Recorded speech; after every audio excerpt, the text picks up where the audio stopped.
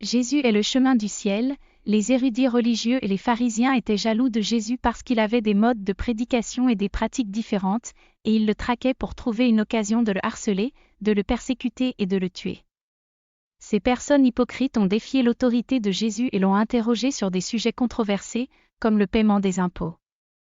Pendant ce temps, Jésus, le Fils de Dieu, est resté ferme et n'a jamais hésité à faire taire ses ennemis par des réponses intellectuelles. Deux exemples de réponses de Jésus sont mis en évidence ci-dessous.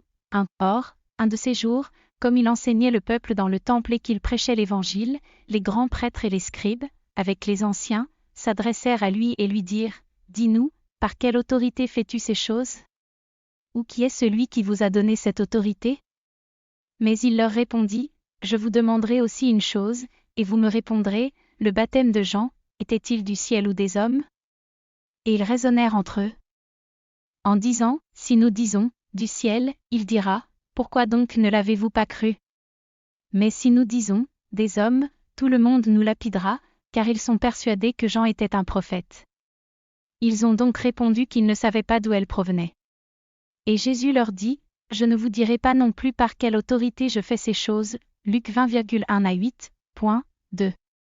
Ils le surveillèrent donc et envoyèrent des espions qui se prétendaient justes, afin de s'emparer de ses paroles, pour le livrer au pouvoir et à l'autorité du gouverneur. Alors ils lui demandèrent, Maître, nous savons que tu dis et enseignes avec droiture, et que tu ne fais pas preuve de favoritisme personnel, mais que tu enseignes la voie de Dieu en vérité, nous est-il permis ou non de payer des impôts à César ? Mais il perçut leur ruse et leur dit, pourquoi me mettez-vous à l'épreuve ? Montrez-moi un denier. À qui appartient l'image et l'inscription ?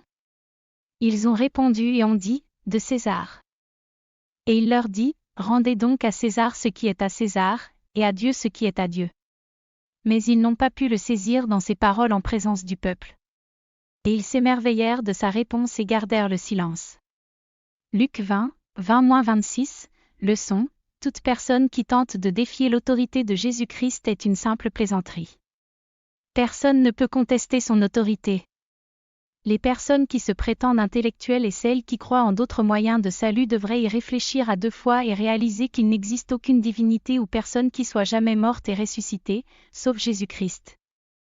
Au moins, la sagesse conventionnelle témoigne que si Jésus pouvait ressusciter de la mort, il conserverait certainement le pouvoir de ressusciter ses disciples de la mort au dernier jour. La conclusion inductive est saine et claire, Jésus-Christ est le seul chemin vers la vie éternelle.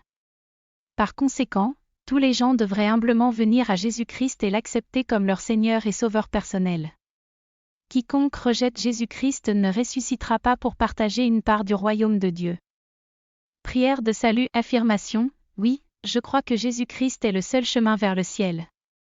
Oui, je suis prêt à donner ma vie à Jésus-Christ aujourd'hui. Je fais le serment catégorique devant Dieu que je déclare, mentionnez votre nom, que Jésus-Christ est le Fils de Dieu qui est mort pour les pécheurs. Je crois que Jésus-Christ est le seul chemin vers le royaume de Dieu, par conséquent, je le confesse, Jésus-Christ, comme mon Seigneur et Sauveur personnel. À partir d'aujourd'hui, je suis un enfant de Dieu, et je servirai Dieu pour toujours. Amen.